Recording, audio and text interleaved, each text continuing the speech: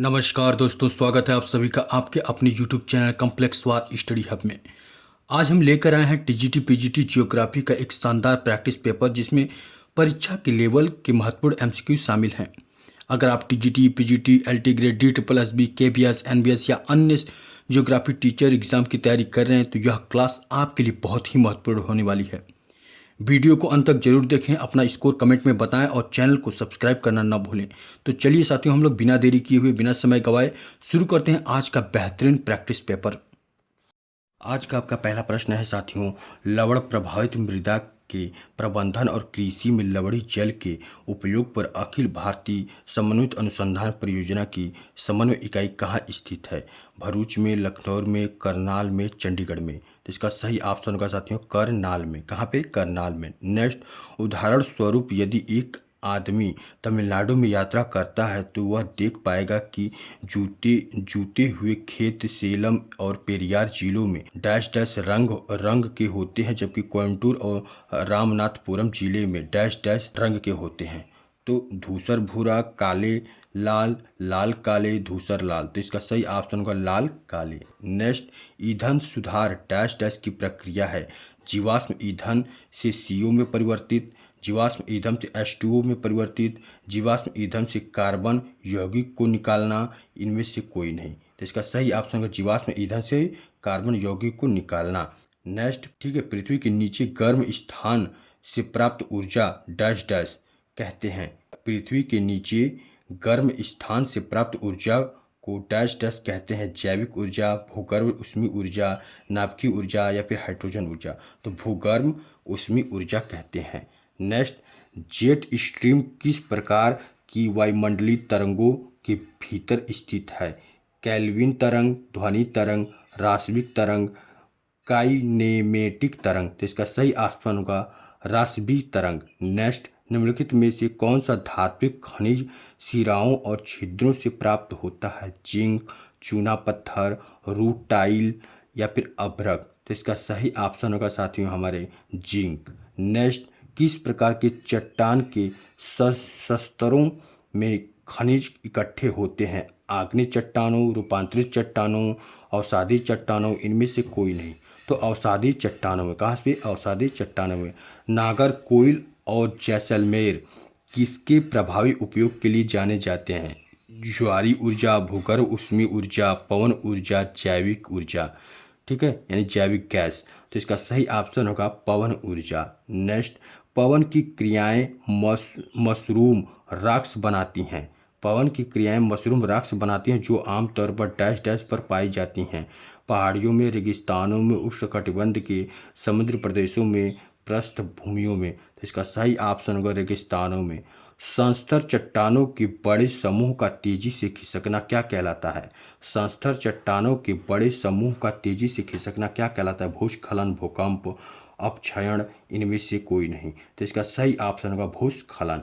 Next, जब एक देश व्यापार पर प्रतिबंध लगाता है तो वस्तुओं की सुरक्षा उत्पादन को आयात वस्तुओं के साथ स्पर्धा करने पर कम अधिक में ही नुकसान का अनुभव करता है। दीर्घावधि में दीर्घ लाभ पाया जा सकता है। यदि सुरक्षा नयेपन, स्टिफलेस और उद्यम दुर्लभ हो तो दीर्घावधि में हानि होती है। उद्यम में मजदूरी में कटौती कर दी जाए तो अल्पावधि में लाभ पाया जा सकता है। तो इसका सही ऑप्शन है यदि सुरक्षा नयेपन, स्टिफलेस और उद्यम दुर्लभ हो तो दीर्घावधि में हानि हो सकती है। नेक्स्ट, भारत में राज्य सरकारों के मार्केट ऋण की कार्यसूची को इनमें से कौन सी संस्था अंतिम रूप देती है? राज्य सरकारें, RBI, केंद्र का वित्त सचिवालय, योजना आयोग। तो इसका सही ऑप्शन होगा साथियों RBI।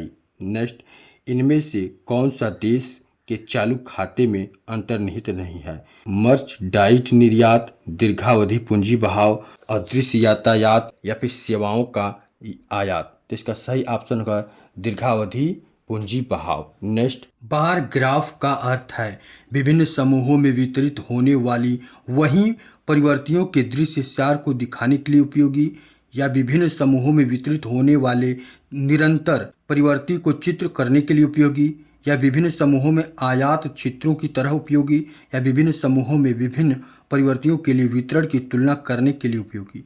तो इसका सही ऑप्शन होगा विभिन्न समूहों में विभिन्न परिवर्तियों के वितरण की तुलना करने के लिए उपयोगी। पाई चार्ट डैश डैश के लिए एक पर्याय है। सुनिश्चित परिवर्तित के आवृत्ति वितरण को दिखाने वाला बार ग्राफ है। स्केल अथवा निरंतर परिवर्तित के आवृत्ति वितरण को दिखाने वाला बार ग्राफ है। स्केल अथवा निरंतर परिवर्तित के आवृत्ति वितरण को दिखाने वाला रेखा ग्राफ है, या स्केल अथवा निरंतर परिवर्तित के आवृत्ति वितरण के प्रदर्शन की आपूर्ति करने वाला बॉक्स प्लॉट है। इसका सही ऑप्शन होगा सुनिश्चित परिवर्तित के आवृत्ति वितरण को दिखाने वाला बार ग्राफ है। ऑप्शन नंबर 1 करेक्ट है। नेक्स्ट साथियों, नीचे 4 जोड़े अवलोकन के लिए दिए गए हैं, उनमें से किसमें भिन्नता बहुत कम है यह आपको बताना है। आपके पास 4 ऑप्शन है, आप इसे देख सकते हैं। इसका सही ऑप्शन होगा ऑप्शन नंबर डी, क्योंकि सब में क्या है, 1 का अंतर है। नेक्स्ट, परिवर्ती x के अवलोकन -4, -20, -30, -44 तथा -36 हो तो व्यापी का मूल्य क्या है यह आपको बताना है। -48, 40, -40 या फिर 48। तो इसका सही ऑप्शन होगा 40। नेक्स्ट, अनावरण और मध्यांतर के साथ आवर्ती वितरण से डैश डैश का अनुकलन कर सकते हैं। का मध्यमा, माध्य, बहुलक, इनमें से कोई नहीं। तो इसका सही ऑप्शन होगा मध्यमा। नेक्स्ट, भूमि की ऊपरी सतह परिहार परिवर्तन के क्षरण के द्वारा अवरोहित होने के विद्यमान को डैश डैश कहते हैं। श्रेणीकरण, भूतापी, एक बीजपत्री, पटल विरूपण। इसका सही ऑप्शन होगा श्रेणीकरण। नेक्स्ट, आंशिक रूप से पिघलने तथा मैग्मा का उत्पादन डैश डैश में होता है। विभिन्न प्लेट सीमाओं, सागर, सागर अभिबिंदु प्लेट सीमाओं, महासागर, महाद्वीपीय प्लेट सीमाओं, उपयुक्त सभी। इसका सही ऑप्शन होगा उपयुक्त सभी। नेक्स्ट, किस प्रकार की प्लेट सीमा में अल्प मात्रा का भूकंप संभव होता है?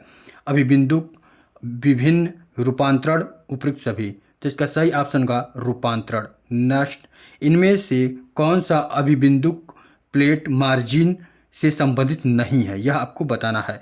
गहरी सेकेंडरी भूकंपन, रिफ्ट घाटी, द्विचाप, गहरी समुद्री खाइयां। तो इसका सही ऑप्शन है घाटी, रिफ्ट घाटी। नेक्स्ट, कंकड़ सतह के रेगिस्तान को डैश डैश कहते हैं। कंकड़ सतह के रेगिस्तान को डैश डैश कहते हैं। ड्रास, बारचेंस, रेस या फिर अमर्स। तो इसका सही ऑप्शन होगा साथियों option number C. Option number C, range. Next, पवन द्वारा शक्ति प्राप्त भूगर्भ शास्त्रीय प्रक्रिया को डैश डैश कहते हैं। बारचांस, कोरियोलिसिस, इओलियन, यारडंग। तो इसका सही ऑप्शन होगा साथियों ऑप्शन नंबर सी। क्या होगा ऑप्शन नंबर सी, लियन। नेक्स्ट, इनमें से कौन सी भूमि की आंतरिक संरचना के प्रत्यक्ष स्रोत हैं? भूकंपी तरंग, ज्वालामुखी, गुरुत्वाकर्षण बल या फिर भूचुंबकत्व। तो इसके ऑप्शन है 1 और 2 केवल 2, 3 और 4 केवल, या फिर 1, 2, 3, 4। तो इसका सही ऑप्शन होगा ऑप्शन नंबर बी, केवल 2, ज्वालामुखी। नेक्स्ट, निम्नलिखित में से कौन सा जीविकोपार्जन कृषि के लिए एक उदाहरण है? स्थानांतरण कृषि, वाणिज्य कृषि, भूमि प्रधान कृषि तथा श्रम प्रधान कृषि या फिर जैविक कृषि। तो इसका सही ऑप्शन होगा साथियों ऑप्शन नंबर ए, स्थानांतरण कृषि। नेक्स्ट, कथन आपका क्या कह रहा है? जनसंख्या की घनत्व का अर्थ है कुल वर्ग किलोमीटर क्षेत्रफल द्वारा विभाजित व्यक्तियों की संख्या है। कारण, भारत में जनसंख्या का घनत्व 2001 की जनगणना के आधार पर 334 है। ऑप्शन कथन और कारण दोनों सही हैं और कारण कथन का सही विवरण है। कथन और कारण दोनों सही हैं लेकिन कारण कथन का कारण नहीं है। कथन सही है लेकिन कारण गलत है। कथन गलत है लेकिन कारण सही है। तो इसका सही ऑप्शन का ऑप्शन नंबर सी, कथन सही है लेकिन कारण गलत है। नेक्स्ट, निम्नलिखित कथनों पर विचार करें। भारत में सूखी जमीन मुख्य रूप से 75 सेमी से कम वर्षा वाले क्षेत्रों पर सीमित है। सूखी जमीन खेती वाले क्षेत्रों में चावल तथा अकाल प्रतिरोधी फसलें जैसे रागी, बाजरा, मूंग, दाल तथा ग्वार उगाते हैं। साथ ही मृदा की आर्द्रता को बचाने रखने के लिए और जल संचयन के लिए प्रयत्न करते हैं। आर्द्रता वाली भूमि कृषि में वर्षा काल में वर्षा का प्रमाण फसल के लिए आवश्यक मृदा की आर्द्रता से अधिक रहता है। आर्द्रता कृषि क्षेत्रों जल आधारित विभिन्न फसलों को उगाने हैं, जैसे धान, जूट, गन्ना इत्यादि के साथ शुद्ध पानी में जलचर पालन भी करते हैं। तो इनमें से कौन से बयान सही है यह आपको बताना है। तो इसका सही ऑप्शन का ऑप्शन नंबर डी, इसमें चारों के चारों बयान क्या है, सत्य है। नेक्स्ट, निम्नलिखित में से कौन सा कथन एक सैद्धांतिक स्थिति का सबसे अच्छा वर्णन करता है, जहां संसाधनों की मात्रा किसी क्षेत्र की जनसंख्या से मेल रखती है।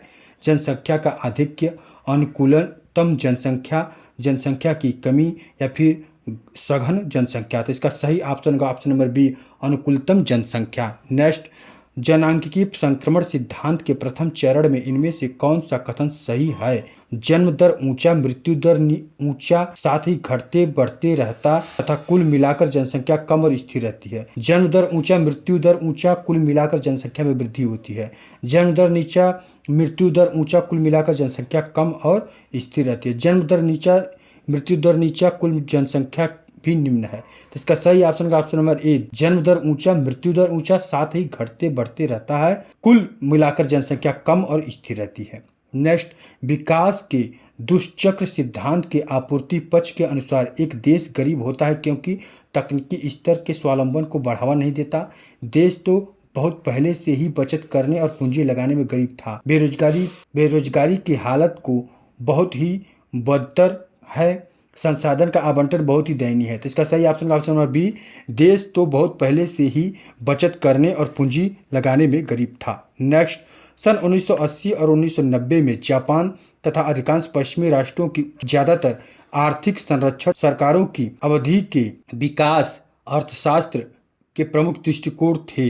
नव अभिजातवाद, मार्क्सवाद, राष्ट्र मॉडल, अभिजात दृष्टिकोण। तो इसका सही ऑप्शन होगा नव अभिजातवाद। नेक्स्ट, कार्ल मार्क्स के ऐतिहासिक भौतिकवाद के विचार को निम्नलिखित में से एक डैश डैश को छोड़कर इन सभी को आकार दिया था। फ्रेंच क्रांति, औद्योगिक तथा पूंजी उत्पादनों का वर्धमान, राजनीतिक तथा श्रम के विद्रोह, पनपती हुई आध्यात्मिक तर्कवाद। इसका सही ऑप्शन होगा पनपती हुई आध्यात्मिक तर्कवाद। नेक्स्ट, मानव विकास सूचकांक HDI डैश डैश से सम्मिलित हो सामाजिक साधनों के महान व्यवहार को संक्षेपण करके एक ही संयुक्त सूचकांक में विवरण करता है। और समानता में कमी दर, मानव संसाधन विकास दर और संयुक्त सूचकांक, दीर्घायु, शिक्षा तथा जीवन स्तर, न्यूनतम शिक्षण, वैध शिक्षा तथा तृतीय शैक्षिक प्राप्ति, मानव संसाधन प्रशिक्षण विकास तथा या फिर R&D। तो इसका सही ऑप्शन होगा ऑप्शन नंबर बी, दीर्घायु, शिक्षा तथा जीवन स्तर। नेक्स्ट, शिशु मृत्यु दर 1000 जीवित रूप में जन्मे बच्चों में, 1 वर्ष तक के बच्चों में 1 साल में मरे हुए शिशुओं की संख्या के रूप में परिभाषित किया गया, या फिर प्राथमिक शिक्षा की उपलब्धता, रोजगार तथा सामाजिक सुरक्षा को दर्शाता है, या फिर 3 वर्ष तक की जीवितावधि की प्रत्याशा करता है, या फिर अस्पताल तथा शिशु आरोग्य सुविधा की उपलब्धता, साथ ही माता पिता की संपत्ति को प्रतिफलित करता है। तो इसका सही ऑप्शन का ऑप्शन नंबर ए। नेक्स्ट, LDC यानी कम विकसित देशों में अमीर राष्ट्रों के श्रम मानकों को अनुकरण करने से होने वाले डैश डैश की वृद्धि को प्रतिफलित करता है। समानता, गरीबी, रोजगारी, मानव विकास। तो गरीबी क्या करता है, गरीबी। नेक्स्ट, भारत की जनसंख्या नीति डैश डैश को छोड़कर इन लक्ष्यों को रखती है। कुल प्रजनन क्षमता दर को 2015 के अंदर स्थानांतरण स्तर पर लाने, शिशु मृत्यु दर को 1000 जीवित रूप में जन्मे शिशुओं में 30 तक कम करने, मातृ मृत्यु दर को 1 लाख जीवित रूप में जन्मे हुए में 100 तक कम करने, जन्म, मृत्यु, विवाह तथा गर्भधारणों के 100% पंजीकरण। तो इसका सही ऑप्शन का ऑप्शन है ए, कुल प्रजनन क्षमता दर को 2015 के अंदर स्थानांतरण स्तर पर लाने। अंतर्राष्ट्रीय प्रवासन क्या है?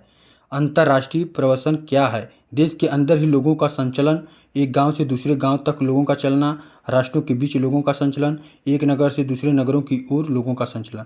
इसका सही ऑप्शन होगा राष्ट्रों के बीच लोगों का संचलन। नेक्स्ट, भारत में निम्नलिखित में से किस स्थान पर प्रथम पक्षी अभयारण्य स्थानांतरित किया गया? वेदांथगल, कुद्रेमुख, बनेरघट्टा, केवलादेव। तो इसका सही option number A, Vedanthangal. Next, इनमें से कौन सा लारेंसिया का एक अंग है? Anatolian plate, Chinese plate, Iranian plate, Aegean plate. तो चाइनीज प्लेट। नेक्स्ट, किसी स्थान पर शाम के 6 बजे ज्वार उठता है तो अगला ज्वार दूसरी बार कब उठेगा? दूसरे दिन 12:13 पर रात्रि में, दूसरे दिन 6:26 AM, दूसरे दिन 12:39 PM, दूसरे दिन 6:52 PM। तो इसका सही ऑप्शन होगा दूसरे दिन 6:26 AM। नेक्स्ट क्वेश्चन साथियों, निम्न में कौन सा सत्याभासी तर्क है कि जीवाश्म ईंधन जलाने से गहन वैश्विक तापन को प्रेरित नहीं किया जाएगा? तेल को वैकल्पिक ऊर्जा में परिवर्तित करने से वातावरण में स्थिति CO2 को शीघ्र कम किया जाएगा। औसत विश्व तापमान पिछले 100 वर्षों में वास्तव में 0.5 डिग्री से कम हुआ है। हिमनद के पिघलने से पृथ्वी का परावर्तन बढ़ता है। विभिन्न ऋणात्मक पुनर्निवेश परिणाम कम कर सकते हैं। इसका सही ऑप्शन होगा ऑप्शन नंबर सी, हिमनद के पिघलने से पृथ्वी का परावर्तन बढ़ता है। नेक्स्ट, निम्नलिखित में से किसने भूगोल को काल क्रमानुसारी विज्ञान कहा है? Ptolemy, Richthofen, Hettner, P.E. James. तो इसका सही ऑप्शन होगा हेटनर। नेक्स्ट, निम्नलिखित में से किस ने टाइम स्पेस भूगोल की परिकल्पना को सामने रखा है? अगरस्ट्रैग, हेगेट, जॉनस्टोन, हार्वे। हगरस्ट्रैड। रासायनिक अपक्षय।